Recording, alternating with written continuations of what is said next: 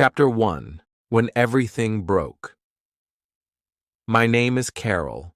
I am an old woman now. I live in a small house. My hair is white, my hands are slow, but my heart is full of stories. Some of those stories are happy, some are full of pain. This one changed my life. I never thought I would fall so deep, and I never thought God would lift me up again. I had a family once, a good family. I had a husband named David. We got married when I was young. I loved him with all my heart. I cooked for him, cared for him, stood by him in hard times. We were not rich, but we were close. We had 2 children, a son and a daughter. I gave them my best years. I gave them everything. But life is strange. Sometimes when you grow old, people forget you. Sometimes the people you love the most stop loving you back. I don't know when things started breaking. It didn't happen in one day.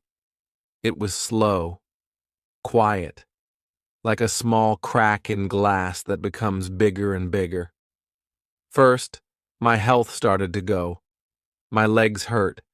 My chest felt heavy. I couldn't sleep at night. I went to the doctor. She looked at me with soft eyes. She said, "Carol, you need to take care. Your body is tired." But how could I rest? I had no one to help me. David didn't even ask what the doctor said. He just looked at the TV and said, "Take your pills." That's all. Then one day, I checked my phone. No messages, no calls. My children hadn't spoken to me in months. I tried to call them. They didn't answer. I texted my daughter. She saw the message but didn't reply. I sat there, holding the phone, feeling like a stranger in my own family. I remember I cried that night, not loud, but deep. The kind of cry where no one sees you and no one cares. David started coming home late. He stopped eating my food. He stopped talking to me. One night, he looked at me and said, "Carol, I don't think I love you anymore." I thought he was joking. I laughed and said, "That's not funny." But he didn't laugh. He said he wanted something new, a new life, a new woman. He had already met her. He packed his bag the next morning and left. Just like that, I was alone. My heart broke that day, not because my husband left, but because my whole life left with him. 40 years of love, gone in one small suitcase. I sat on the floor, looking at the empty chair where he used to sit. I didn't move. I didn't eat. I didn't speak. I just sat there and watched the silence around me. Days passed. I tried to be strong. I told myself, "Carol, you can do this," but how? I had no money. My body was weak. My children were far, and my husband had a new love. I felt useless. I felt invisible. I looked in the mirror and saw a face I didn't know anymore. One night, I held a photo of my children. I pressed it to my heart. I remembered how they used to run to me, how they used to say, "Mom, I love you." I whispered, "Do you still remember me?" The photo didn't answer. Nothing did. I walked to the corner of my room. I fell to my knees. My hands were shaking. My eyes were wet. I looked up and said, "God, are you still there?" I had never asked for much in life. I never prayed for money. I never prayed for fame. But that night, I prayed for one thing: hope. Just hope. I said, "Please, God, don't let me die like this. Please give me one more chance. Not to be rich, not to be young, just to feel loved again." The room was quiet. I felt no answer, but something inside me became still. I closed my eyes and slept on the floor that night. For the first time in weeks, I slept like a child, and the next morning, something small changed. No, David didn't come back. No, my children didn't call, but my heart felt a little warm. My hands didn't shake as much. I made tea for myself and drank it slowly. That was the first cup of tea I had made only for me. I didn't know then, but God had heard me. I didn't know that a second chance was already on the way. Chapter 2. The Day He Left Me. I always thought if my husband ever left me, I would know it in my heart. I thought there would be signs, maybe a fight, maybe some big moment. But I was wrong.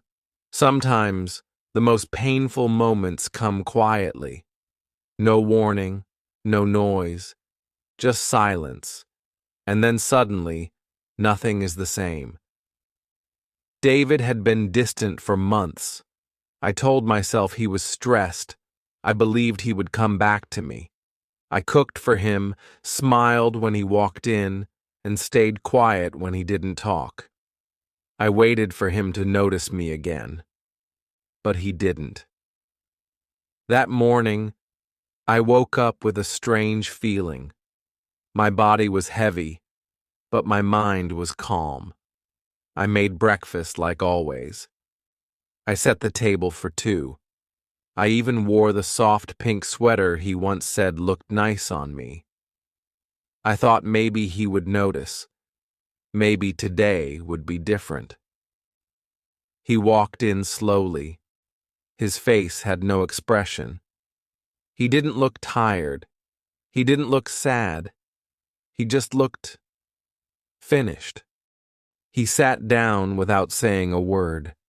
I placed the plate in front of him. Eggs, toast, and coffee. Just how he liked it. He didn't touch the food. He looked at me with eyes I didn't recognize and said, "Carol, I need to tell you something." My heart sank. I sat down opposite him. I didn't speak. I just looked at him, holding my breath. "I'm leaving," he said. "There's someone else. I didn't plan for it to happen, but it did." I wanted to scream. I wanted to cry, but I couldn't move. I felt like a statue. My voice was small when I said, "How long?" He looked down. "A few months, maybe longer. I've been confused for a while. But now I know. I don't want to lie anymore." I didn't ask who she was. I didn't need to know. The pain was already deep. I just whispered, "Why now? After all these years?" He stood up. "Because I want something new before it's too late." Too late? Too late for what? Love? Life? I gave him 38 years. I raised his children. I stayed when he had nothing. And now he wanted something new? He went to the bedroom and started packing. I sat on the chair, frozen. I couldn't follow him. I couldn't stop him. I heard the sound of drawers opening, bags zipping, shoes being moved. But I felt nothing. My heart was not beating fast. It was barely beating at all. He came back to the door. He looked at me one last time. "You'll be okay, Carol. You're strong." Strong? He walked out. And just like that, I was no longer a wife. I was just a woman sitting alone in her own home. I thought I would break. But I didn't cry that day. I didn't cry the next day either. I did everything slowly. I made tea, I washed the plates. I folded his clothes, the ones he forgot, and then I placed them in a box and kept it in the corner of the room. I didn't touch them again. I tried to call my daughter. No answer. I called my son. Phone switched off. I left them voice notes. I said, "Your father has left. I don't know what to do." No reply. No call back. Nothing. As if I was already erased. 3 days passed. I didn't leave the house. I didn't eat much. My body felt light, like I could vanish, but I didn't want to die. I just wanted someone to say, "You matter." Then something strange happened. I received a message from an unknown number. It just said, "Sorry about David." I froze. How did this person know? I replied, "Who is this?" But there was no answer. I tried calling the number, but it didn't connect. For a moment, I wondered if it was her, the woman he left me for, or maybe someone who knew me, someone who still cared. I didn't know. But that one message kept me awake all night. Was someone watching me? Was someone feeling guilty? Or was it God's way of saying, "I'm here"? The next day, I opened a drawer and found something I had forgotten, an old notebook. It was filled with my own handwriting. I used to write small prayers in it, little things, short lines. One page said, "God, please help me when I cannot help myself." I closed the book and held it to my heart. That afternoon, I took a deep breath and decided to go to the grocery store. I hadn't gone out in days. I looked tired and weak, but I didn't care. I needed to see people. I needed to feel like I still belonged in this world. At the store, I saw a woman I knew from church. Her name was Elaine. We had spoken only once or twice. She looked at me, surprised. "Carol, are you okay?" I nodded, but my eyes filled with tears. She hugged me without asking anything. It was a long hug, a quiet hug. But in that moment, something in me cracked open, not in pain, in relief. Elaine said, "I heard about David. I'm so sorry. If you ever need anything, just call me." I smiled, a real smile. "Thank you," I said. That was the first time in weeks I felt human again.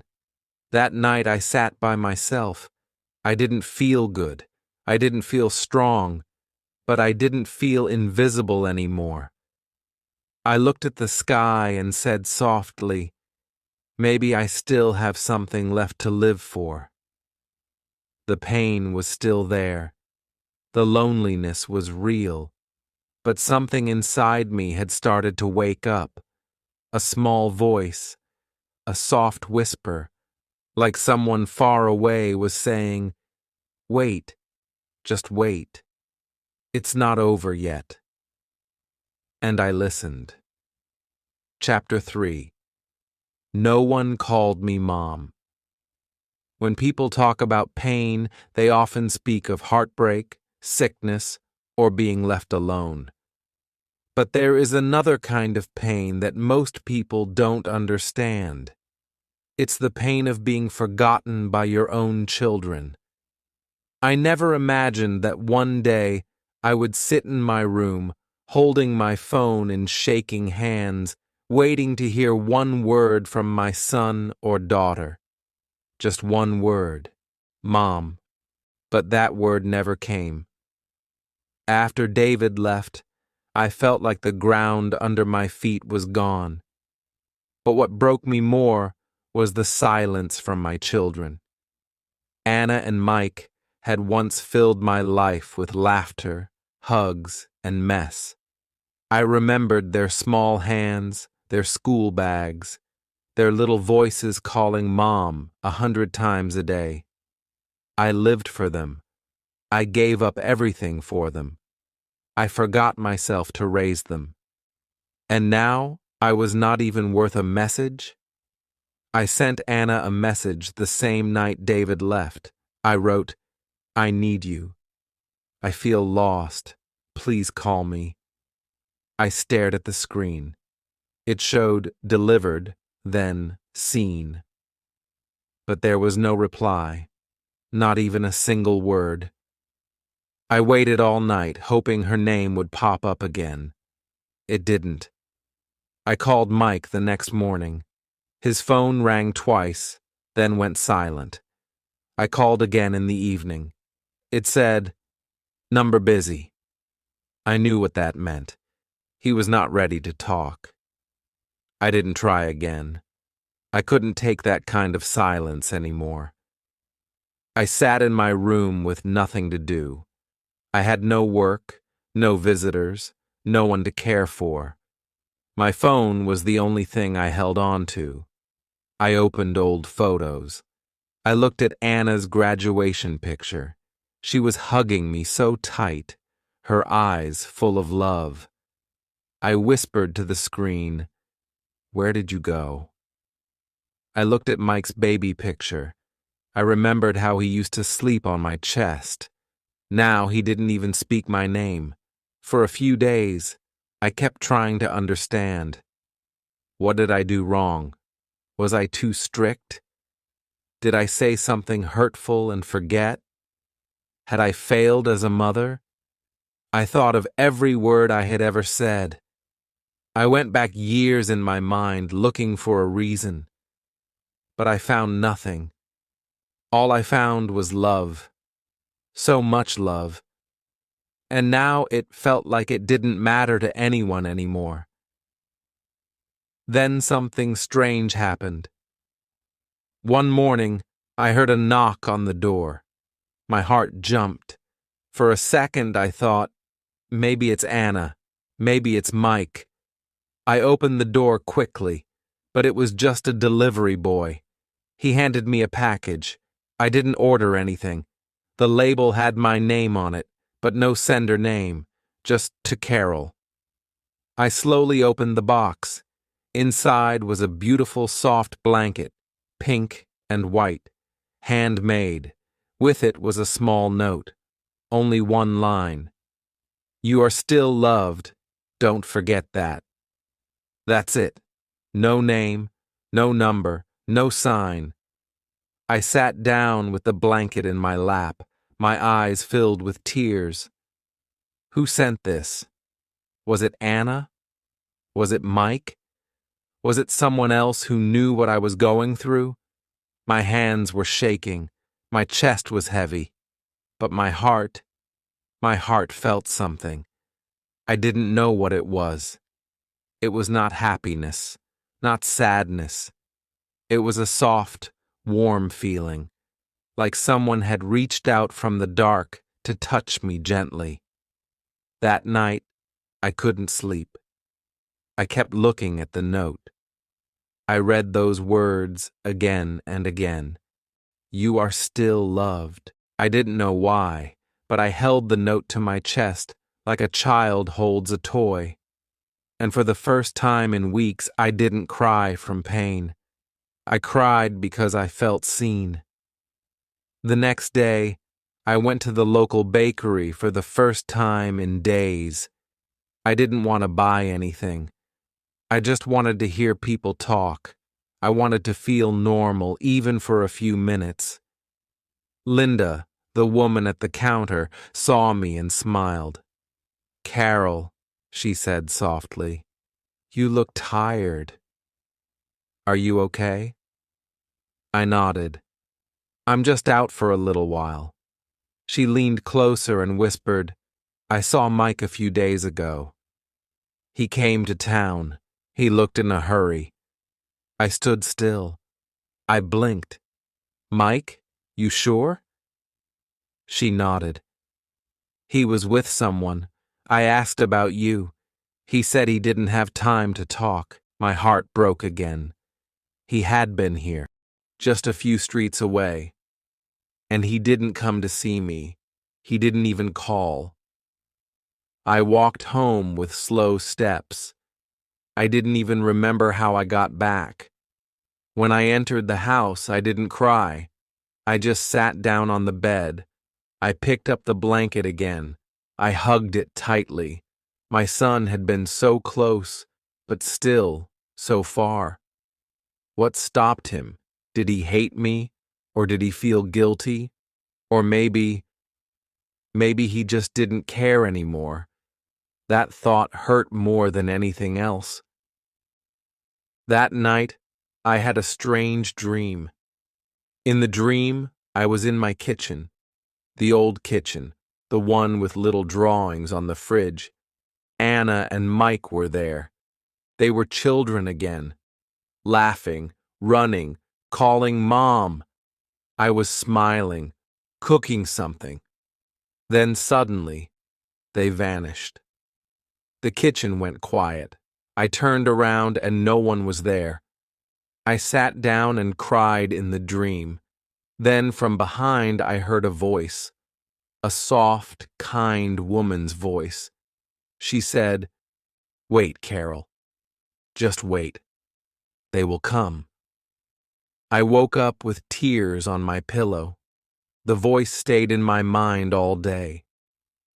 After that dream, I did something I hadn't done in years.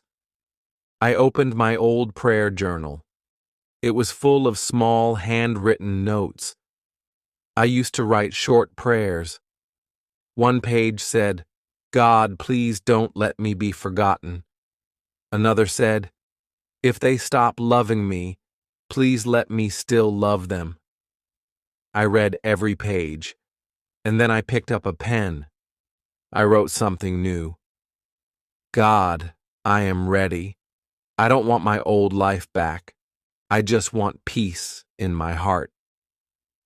Later that day, I sat down and wrote 2 letters, one for Anna, one for Mike, not to send them, just to speak my heart. Dear Anna, I miss you. I miss your voice. I don't know what went wrong, but if you're hurting, I want to listen. You are always in my prayers. I still wear the necklace you gave me when you were 16.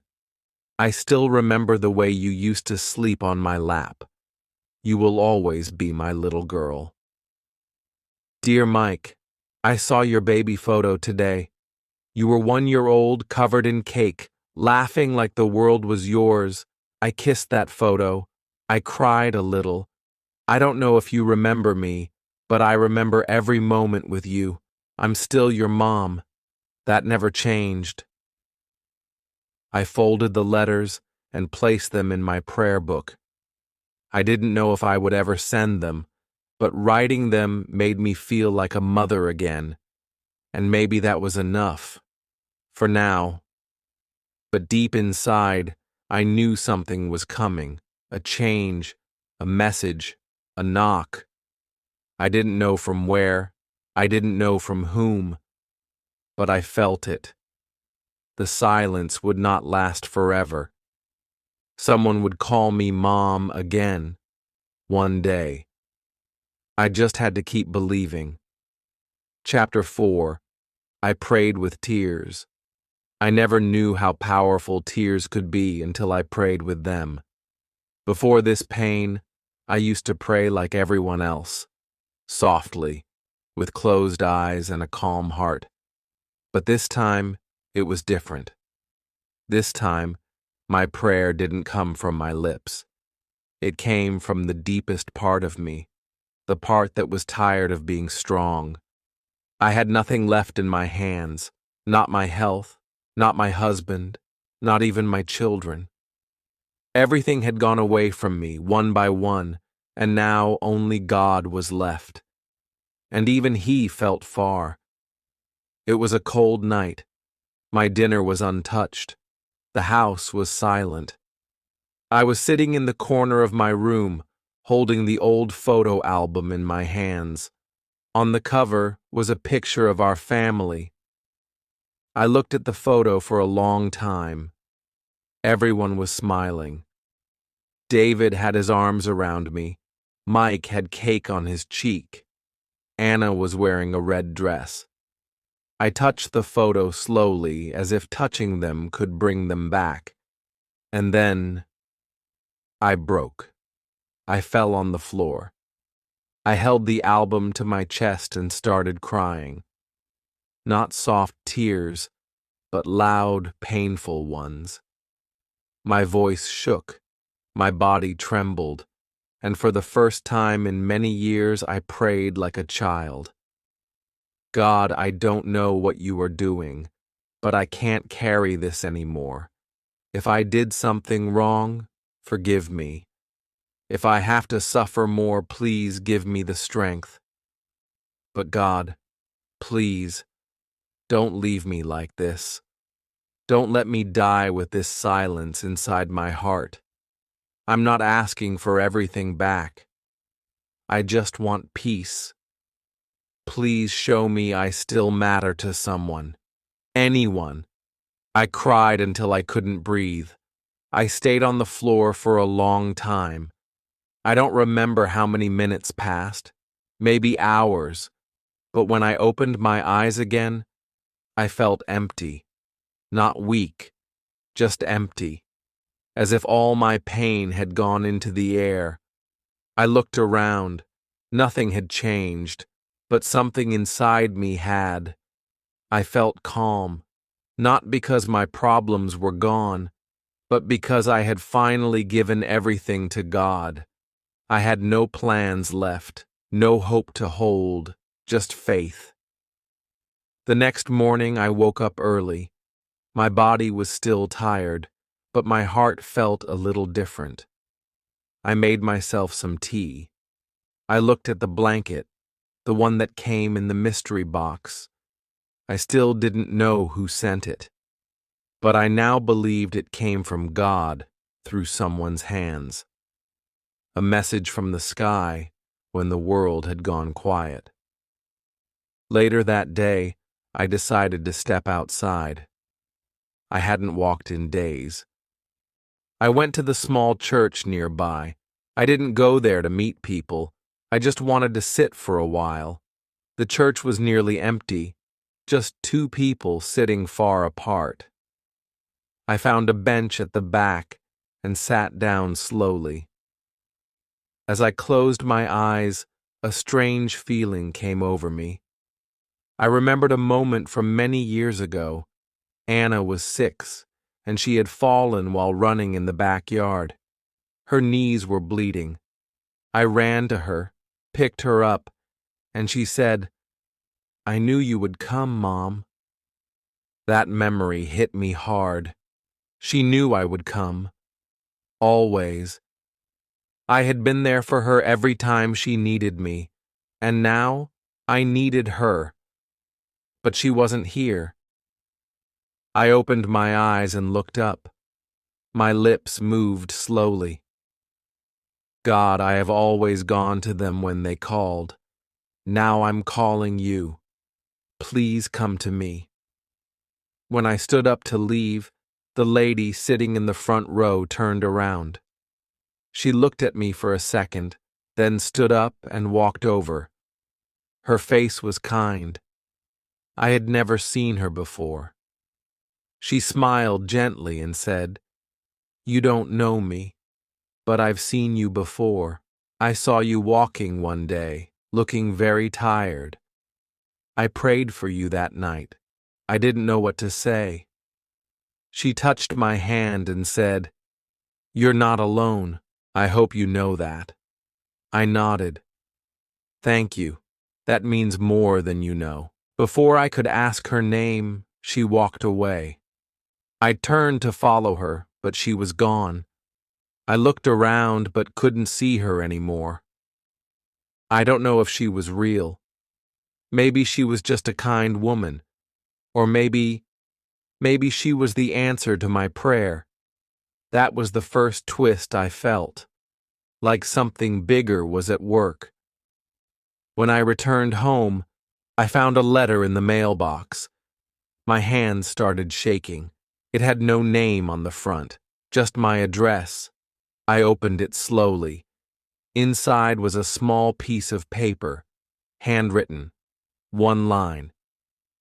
You don't know what's coming, but don't lose hope. That's all it said.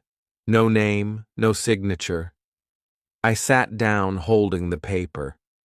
My heart was beating fast. Was this a joke? Or was someone watching me? Was it Anna? Mike? Was this their way of talking to me without speaking? The handwriting looked familiar, but I couldn't remember from where. I looked at the note for a long time. Then I placed it inside my prayer book, right next to the letters I had written to my children. And I whispered, "Thank you." Not because I had the answers, but because something was moving in the silence. That night, I didn't cry. I prayed again, but this time there were no tears, only a soft smile on my face. I said, "God, I don't know what you are doing, but I trust you now. Take me wherever you want." Something was coming. I could feel it. I didn't know if it was joy or pain, but I knew this. I was not alone anymore. Chapter 5. A small ray of hope. Hope is a strange thing. It doesn't come with loud sounds. It comes quietly, like a whisper in your heart. You don't even notice it at first. It hides between pain and silence, but when it appears, even a little, everything feels different. After I got that letter, "You don't know what's coming, but don't lose hope," something inside me changed. I didn't know who sent it, but I felt like God had sent it through someone's hand.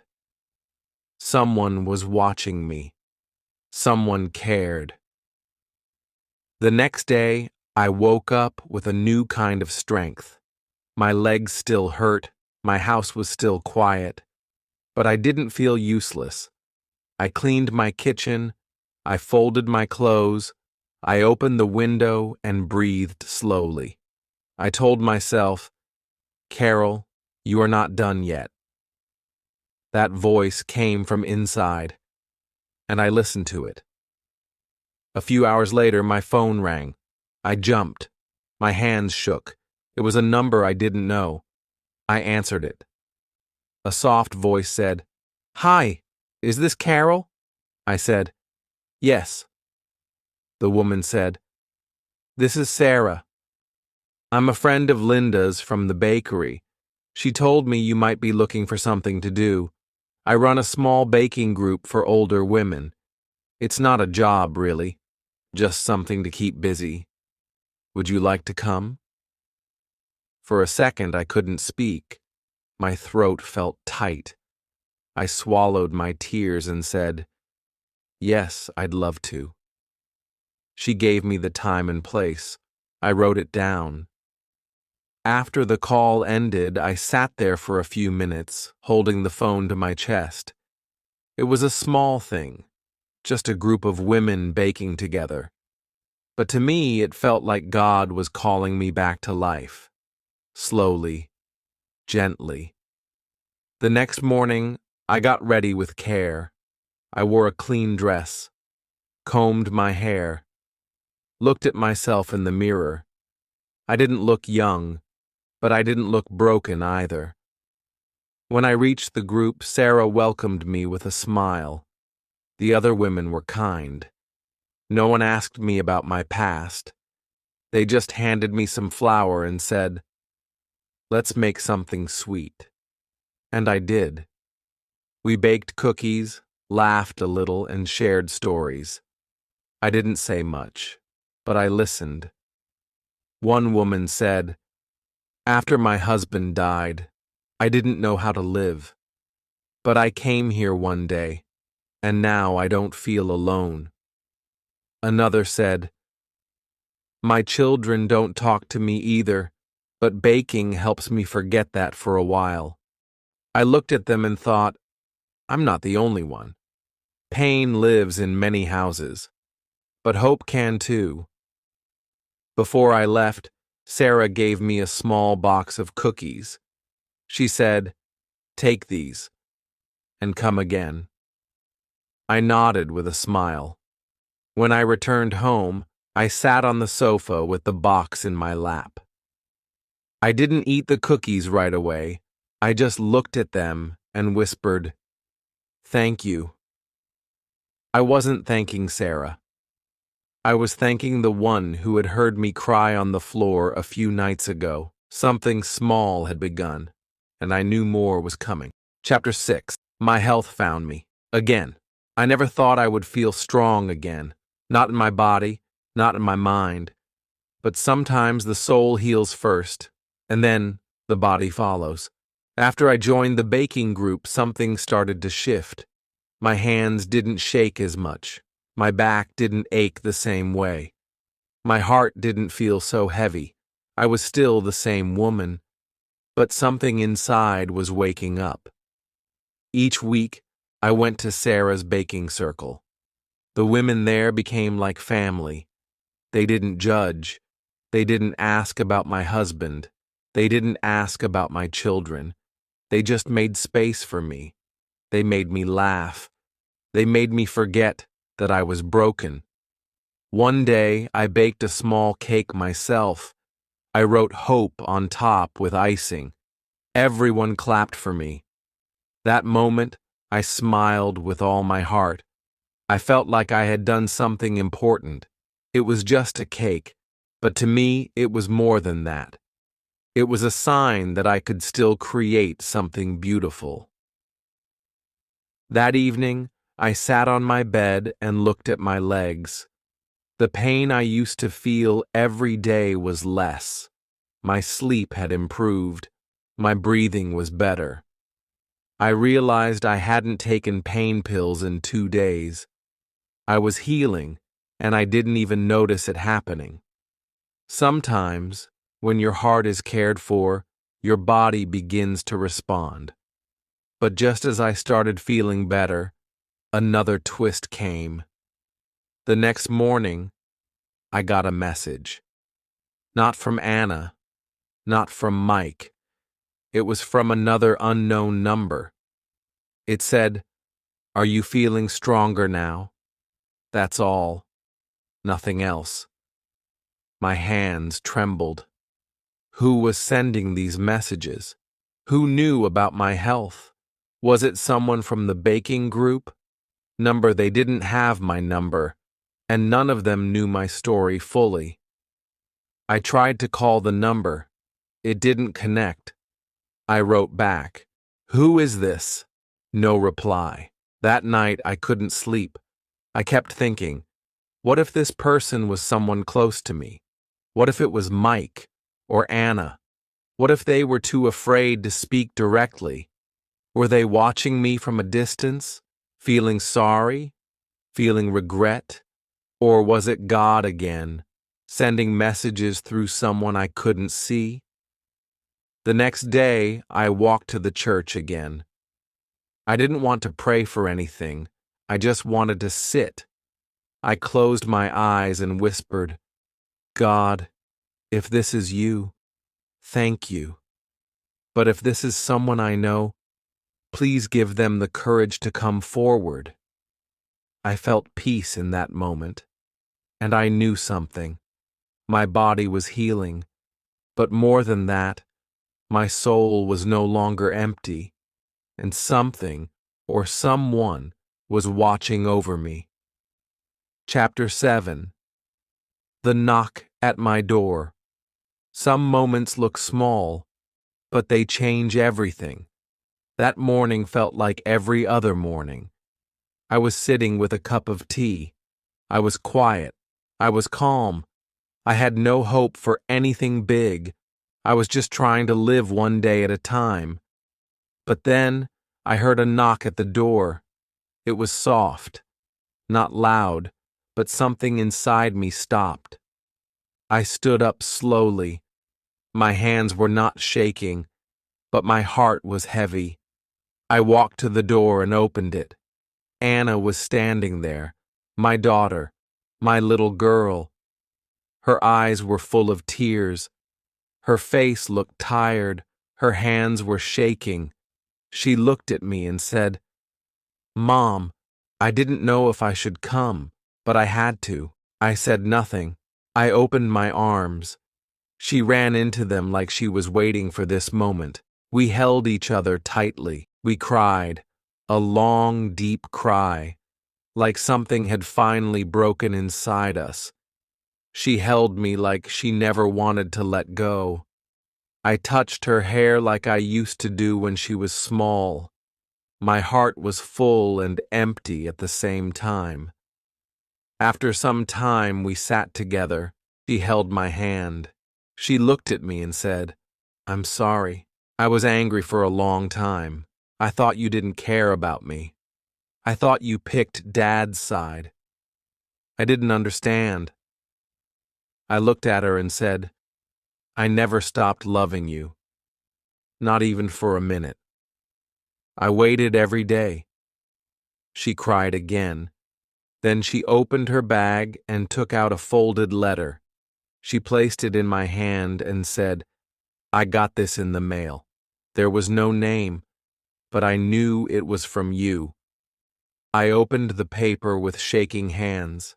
It was the letter I had written for her many days ago, the one I never sent, the one I kept inside my prayer book. My eyes filled with tears. "Who sent this to you?"